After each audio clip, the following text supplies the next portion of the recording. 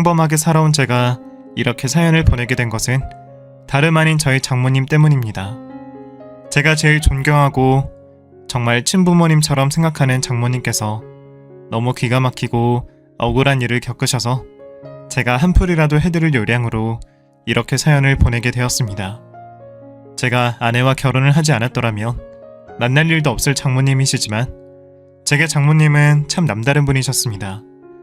어머니를 병으로 일찍 떠나보내고 몇 해 전 아버지마저 떠나보낸 제게 장모님은 정말 친어머니나 다름없는 사랑을 주신 분이셨거든요. 다른 장모님들은 사위한테 바라는 것도 많다고 하시는데 저희 장모님은 평생 저에게 뭐 하나 해달라고 하신 적이 없으신 분이셨습니다. 그러면서도 없는 살림에 사위한테까지 꼬박꼬박 용돈을 챙겨주시던 분이셨습니다. 김서방, 이거 얼마 안 되지만 가져가서 용돈해. 이게 뭐예요, 장모님? 또 돈이에요? 아니에요, 됐어요. 저도 돈 있어요. 자네가 무슨 돈이 있어. 서영이가 용돈 많이 안 주는 거 뻔히 아는데 그러지 말고 받아가. 내가 많이 못 줘서 미안하지만 그래도 이걸로 커피도 사 먹고 밥도 사 먹고 그래. 바깥일 하는 남자는 지갑이 두둑해야지. 내 말 알겠지? 장모님도 그 연세에 여전히 장인어른에게 생활비 받으시고 빠듯한 돈으로 살림하시느라 힘든 걸 뻔히 아는데도 장모님은 매번 저를 보실 때마다 몇만원 작은 돈이라도 늘 챙겨주고 싶어 하셨습니다. 하나뿐인 장모가 사위에게 아무것도 못해줘서 미안하다며 당신 먹을 것 안 먹고 쓸 것 안 쓰시고 아끼신 돈을 꼭 자식들에게 돌려주고 싶어 하셨죠. 특히나 제가 부모님이 두 분 다 돌아가시고 기댈 곳이 없어서 더 그러셨던 것 같습니다. 그런 걸 보면 장모님은 참 정이 많으신 분이셨어요. 하긴 그러신 분이니 피 한 방울 섞이지 않은 아내를 친딸처럼 키우실 수 있으셨겠죠. 사실 장모님은 아내의 친어머니가 아니셨습니다. 어머니가 일찍 돌아가신 저처럼 아내 역시 유년 시절 어머니에 대한 기억이 별로 없는 사람이었거든요. 다만 아내의 경우는 부모님이 이혼을 하셨죠. 초등학교 시절 부모님이 이혼을 하시면서 그 후 아버지 손에 자라게 된 아내는 친어머니에 대한 원망이 큰 사람이었습니다. 다른 남자가 생겨서 자식을 두고 이혼한 친어머니를 무척이나 안 좋게 생각하고 있었죠. 오죽하면 친어머니에 대한 악감정 때문에 그 나이 때 여자들을 전부 싫어할 정도이니까요. 그렇게 가슴 아픈 유년 시절을 보낸 아내는 중학생 무렵에 지금의 장모님을 만나게 되었습니다. 자식 버리고 간 전처 대신 혼자 딸 자식을 키우기 버거우셨던 장인어른께서 아는 사람에게 중매로 장모님을 소개를 받으셨다더군요. 장모님은 자식 없이 사별을 하시고 오랫동안 혼자 사셨던 분이셨고 그렇게 혼자 셨던 장모님과 장인어른이 재혼을 하시며 지금까지 10수년간 부부관계를 유지하셨습니다. 하지만 그 가정이 처음부터 지금처럼 단란했던 건 아니었어요. 저도 처음에는 새어머니라는 걸 모를 정도로 지금은 사이들이 좋지만 두 분이 처음 재혼을 하셨을 때는 새어머니에 대한 아내의 반감이 적지 않았던 모양입니다. 그래서 아내가 가출도 하고 반항도 하고 부모님 속을 많이 썩였더라고요. 하지만 아내의 철없는 일탈에도 장모님은 부모 노릇을 정말 열심히 하셨습니다. 남의 자식을 친딸처럼 여기시면서 여태껏 정성 들여 자식을 키우셨으니까요. 짠돌이 장인어른에게 얼마 안 되는 생활비 받으며 딸한테 하나라도 더 해주고 싶어서 혼자 부업까지 하시면서 가정을 꾸리신 게 저희 장모님이셨습니다. 오로지 가족 때문에 하시던 일도 포기하시고 전업주부로 평생 남편 내조하고 자식 뒷바라지 하셨던 대단한 분이시죠. 처음에는 철없어서 새어머니를 꺼려하던 아내도 그런 장모님의 노력에 서서히 마음을 열어서 비로소 한 가족이 될 수 있었던 듯 했습니다. 덕분에 지금은 아내와 장모님이 단둘이 여행을 다닐 정도로 많이 돈독해졌고 저도 장모님이 얼마나 가족에게 희생적이었나를 들으며 장모님을 더욱더 존경하게 되었죠. 내가 옛날에 방황하고 다녔을 때 엄마가 고생을 많이 했어. 막 재혼해서 나랑 친해지지도 않았는데 내가 사고치고 다닌다고 나 쫓아다니시면서 다 수습했었거든. 나 때문에 뺨도 맞고 무릎도 꿇고 우리 엄마 참 고생 많았지. 나도 그때는 너무 철이 없었어. 어릴 때야 실수도 하고 그러는 거지. 그래서 장모님 덕분에 당신 정신 차린 거잖아. 그럼 이제 당신이 장모님한테 평생 잘하면 되지.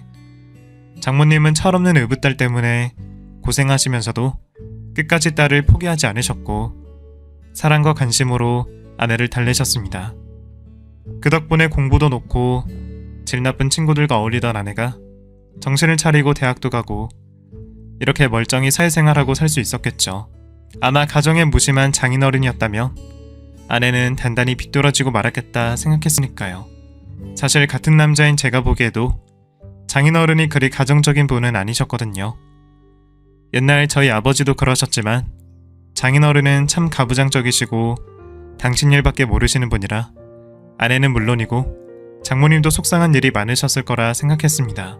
지금이야 나이 드시고 많이 유해지셨다지만 아내에게서 들은 이야기만 해도 저는 장모님이 참 대단하다 싶었습니다. 우리 아빠는 엄마한테 평생 고마워해야 할 거야. 자기 대신에 딸 키워줘, 살림해줘. 지금 우리가 이만큼 사는 것도 다 엄마 덕분인 거지. 원래 아빠가 이혼하고서 집안 사정이 많이 안 좋았거든. 나도 잘은 모르지만 그전에는 돈 관리를 친엄마가 했었나 봐. 그때는 살림하는 여자들이 돈 관리를 하니까 아빠도 월급 받는 족족 믿고 맡겼는데 나중에 이혼하려고 보니 그 돈이 다 어디 갔는지 없더래. 그래서 그 뒤로 아빠가 지금 엄마한테는 생활비만 주는 거거든. 전처에게 크게 당한 탓인지 여자를 못 믿게 되신 장인어른 때문에 애꿎은 장모님만 고생을 하셨습니다. 돈 관리 못한 전처 탓에 여자들은 다 그렇다 싶으셨는지 재혼하신 장모님한테는 통장을 보여주지도 않으시고 생활비만 붙여주셨더라고요. 장인어른이 벌이가 그리 나쁘지 않으셨을 텐데도 장모님이 설마 낭비를 하실까 싶은지 사람을 못 믿어서 그런지 매달 빠듯한 돈만 주셔서 장모님이 고생을 많이 하셨다죠. 저희가 결혼을 한 뒤에도 통장을 쥐고 안 놔주셔서 장모님은 늘 검소하게 지내셔야 했습니다. 그런 사정에도 쌈짓돈으로 제 용돈까지 챙겨주시니 어찌 감사하지 않을까요? 그래서 저나 아내에게는 장모님이 참 감사하고 죄송한 분이셨습니다. 피 한 방울 안 섞인 저와 아내를 자기 몸보다 아끼시는 장모님이셨죠. 그런데 어느 날 그런 장모님께 큰일이 생기고 말았습니다. 그동안 너무 남 걱정만 하고 가족만 챙기셔서 자기 몸을 돌보지 못하셨는지 장모님께서 암 진단을 받게 되셨습니다. 심지어 미리 병원을 가지 않아서 발견했을 땐 이미 말기에 가까운 3기 암이라고 하더군요. 그 소식이 정말 청천벽력 같았습니다. 다른 사람 다 놔두고 왜 하필 고생만 하신 천사 같은 저희 장모님이 병을 얻으셔야 하는 건지 안타까울 수밖에 없었죠. 그렇게 장모님께서는 암 선고를 받으시고 결국 병원에 입원을 하셔야 했습니다. 치료를 위해 어쩔 수 없는 일이었지만 워낙 병원을 싫어하시고 갑갑한 걸 싫어하시는 장모님께서 병원 생활을 잘 하실 수 있을지 저는 걱정이었습니다. 전에 장인어른이 큰 수술을 받으시고 장모님께서 반년 가까이 병원에서 간병을 하셨었거든요. 그때 장인어른 간병하신다고 몇 달간 병원에서 지내시며 좁은 간이 침대에서 쪽잠 자던 기억 때문인지 장모님은 유독 병원을 싫어하셨습니다. 병원 소독약 냄새가 너무 싫다며 감기로 병원 좀 가보시라 그래도 웬만하면 병원을 가지 않으시던 분이셨죠. 그런 장모님을 알던 탓에 저는 장모님께서 병원 신세를 지게 되신 것이 못내 안타까웠습니다. 사실 그래서 저는 차라리 통원 치료가 어떨까 생각했지만 장인어른께서는 왔다 갔다는 게 더 힘들 거라며 병원이 싫다는 장모님을 입원을 시키셨어요. 그게 아쉬웠지만 그래도 저희가 자주 병문안을 가고 챙겨드리면 좀 괜찮으시지 않을까 싶어서 저는 되도록 병원을 자주 찾을 생각을 하고 있었습니다. 그래서 당연히 아내와 같이 가야겠다 싶어서 아내에게 병문안 이야기를 꺼냈는데 어쩐 일인지 아내가 자꾸 바쁘다며 병문안을 미루더군요. 여보, 우리 주말에 장모님한테 가자. 주말에 간다고 당신이 장모님한테 연락드려봐. 됐어. 무슨 병문안이야. 나 주말에 결혼식 있어. 그럼 결혼식 다녀와서 가면 되지. 무슨 말을 그렇게 해. 나 바쁘다니까? 결혼식 뒤풀이까지 하면 피곤해서 못 가. 그리고 바쁜데 뭐하러 굳이 가. 우리가 간다고 엄마가 병이다. 치료는 병원에서 의사들이 하는 건데 우리가 안 간다고 뭐 무슨 일이 벌어져? 그래도 우리가 챙겨야지. 이참에 장인어른도 좀 쉬시라고 하고 주말에는 우리가 간병해드리면 좋잖아. 장인어른도 말씀을 안 하셔서 그렇지 간병하신다고 피곤하실 것 아니야. 그걸 왜 당신이 신경을 써? 간병을 해도 우리 아빠가 알아서 하시겠지. 아빠가 당신한테 부탁이라도 했어? 그건 아니지만 장인어른이 먼저 말씀하실 분도 아니고 또 장모님은 우리 기다리실 것 아니야. 가뜩이나 병원 싫어하시는 분인데 나오지 못하시면 우리라도 자주 가서 찾아뵈야지. 참나. 아파서 누워있는 사람이 누굴 기다려. 치료받기 바쁘겠지. 아무튼 나 바쁘니까 자꾸 억지 부리지 마. 당장 못 간다고 엄마가 죽는 것도 아니고 왜 혼자 그렇게 난리야? 누가 보면 장모가 아니라 친어머니인 줄 알겠어. 어휴, 하여간에 오지랖만 넓어가지고. 제가 시어머니 만나러 가자는 것도 아니고 친정어머니 병문안 가자는 말에 왜 그렇게 날선 반응을 보이고 무심하게 구는 건지 아내의 말처럼 저는 순간 장모님이 누구 어머니인가 착각이 들 정도였습니다. 평소에도 아내보다는 장모님이 아내를 더 챙기고 가족들에게 희생적인 모습이었다는 건 저도 알지만 아내도 키워주신 어머니에게 감사하며 둘 사이가 나쁘지 않다고 생각했는데 말이에요. 자기 어머니를 걱정하지도 않는 듯 무관심한 아내의 태도에 저는 혹시 최근 들어 장모님과 아내 사이에 무슨 일이라도 있었는지 당황스러울 지경이었습니다. 그래서 저는 아내 말대로 내가 너무 오지랖인가 싶은 결론을 내렸습니다. 장모님 입원하시고 아직 얼마 되지도 않았는데 제가 너무 자주 찾아뵙자고 호들갑을 떠는 건가 싶었어요. 하지만 솔직히 제 심정은 할 수 있다면 회사의 양해를 구하고서라도 장모님을 직접 간병하고 싶은 정도였습니다. 그만큼 장모님은 제게 각별하신 분이셨으니까요. 안 그래도 장모님 건강 소식을 듣고 매일같이 기도하며 걱정하던 저였거든요.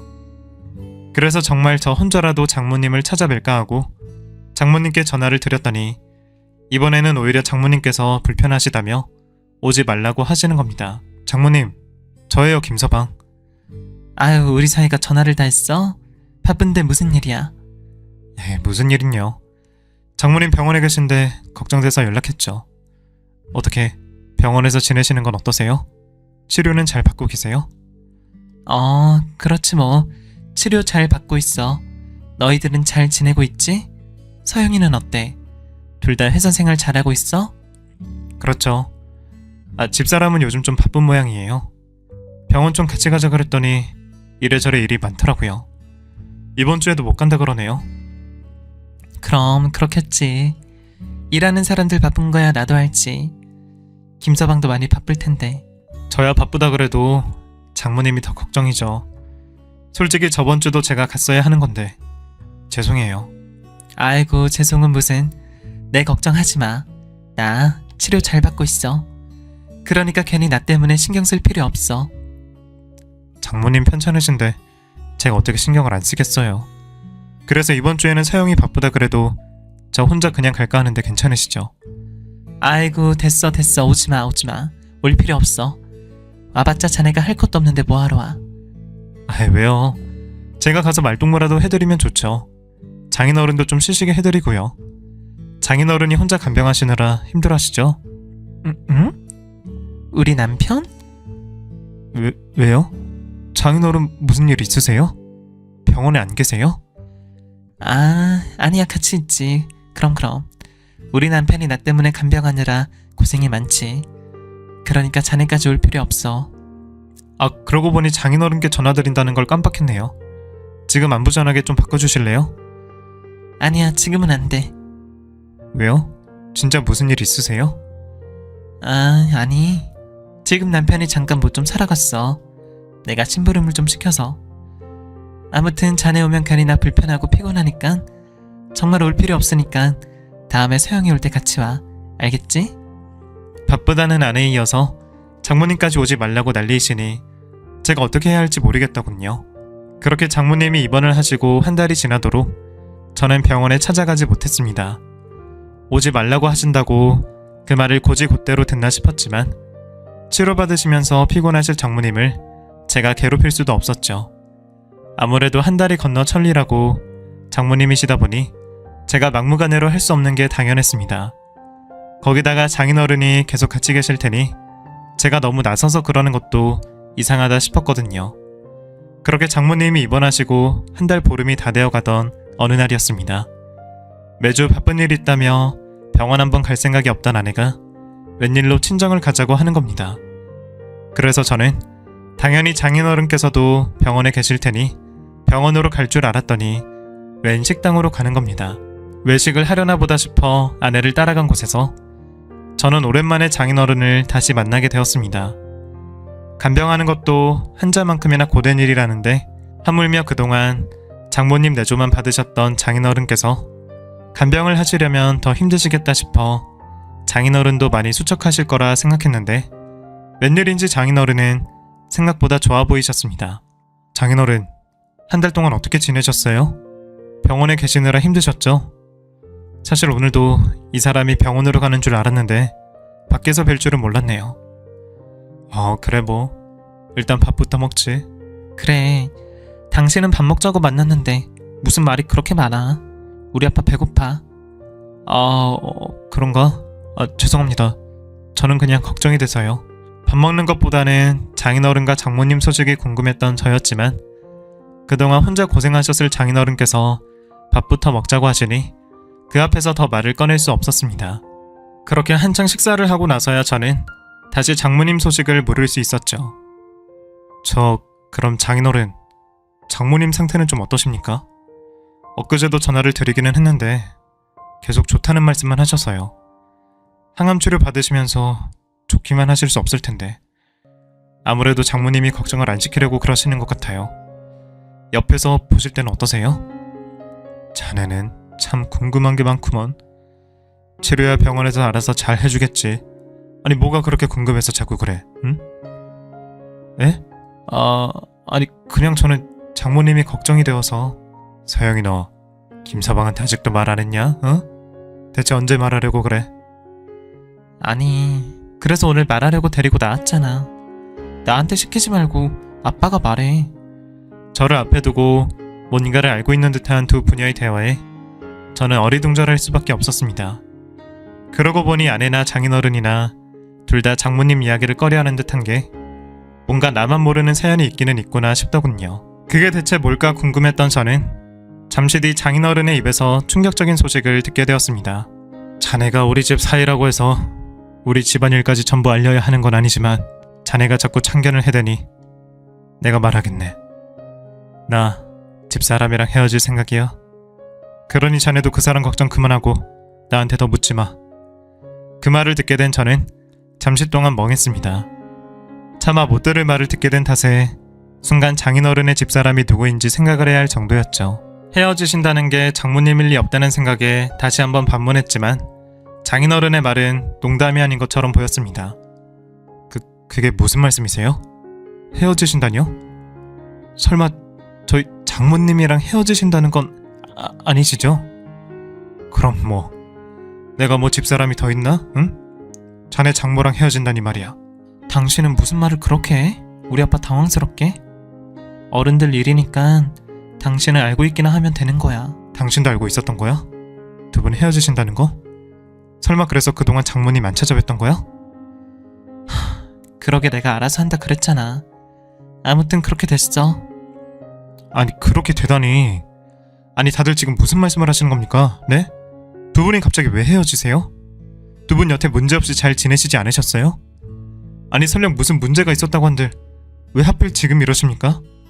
지금 장모님 어떤 상황인지 모르시는 것 아니잖아요. 사람이 아픈데 헤어질 생각을 하시는 게 맞는 거예요 이게? 설령 장모님이 어떤 잘못을 저지르셨다 그래도 이건 아니잖아요. 이 사람? 자네가 끼어들 일이 아니라 그래도 우리 집 일은 우리가 알아서 하는 거지. 자네가 사이라고 함부로 말할 수 있는 거 아니라니까? 장인어른, 대체 갑자기 왜 이러시는 겁니까? 두 분이 정말 무슨 일이라도 있으셨어요? 그동안 싸움 한 번 없이 잘 지내셨던 거 아닙니까? 아니 그런데 왜? 뭐 꼭 문제가 있어야만 갈라서나? 부부가 안 맞으면 이 나이에도 정리할 수 있는 거지. 원래 남녀 사이라는 게 그런 거야. 그 사람이나 나나 앞으로 살 날보다 산 날이 더 많은데 마음 없이 괜히 미련 떨며 서로 발목 잡을 게 뭐 있나. 노년 되면 후회만 늘어나는데 그 전에 각자 알아서 갈 길 가는 게 낫지. 이해할 수 없는 이유로 장모님과 갈라서시겠다고 하는 장인어른의 말씀에 저는 큰 충격을 받을 수밖에 없었습니다. 무슨 이유가 있다 해도 아픈 사람한테 그러면 안 되는 것 같은데 장인어른은 장모님이 병원에 계신 상황도 전혀 신경을 쓰지 않으시는 것 같더군요. 그것도 장모님께 간병받으셨던 장인어른이라면 더더욱 그러시면 안 되는 거죠.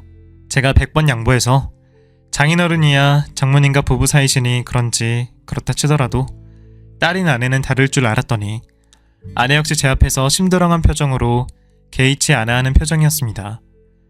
제가 그런 장인어른께 너무 화가 나서 자리를 박차고 일어나 집으로 먼저 돌아왔는데 아내는 한참 뒤에 집으로 와서는 제게 해명을 할 생각도 안 하는 겁니다. 당신 정말 장인어른 말 이해하는 거야? 아프신 장모님도 저대로 둘 거야? 그럼 뭐? 아빠가 헤어지고 싶다는데 내가 뜯어 말려? 부부 사이의 일이라잖아. 아빠가 알아서 하시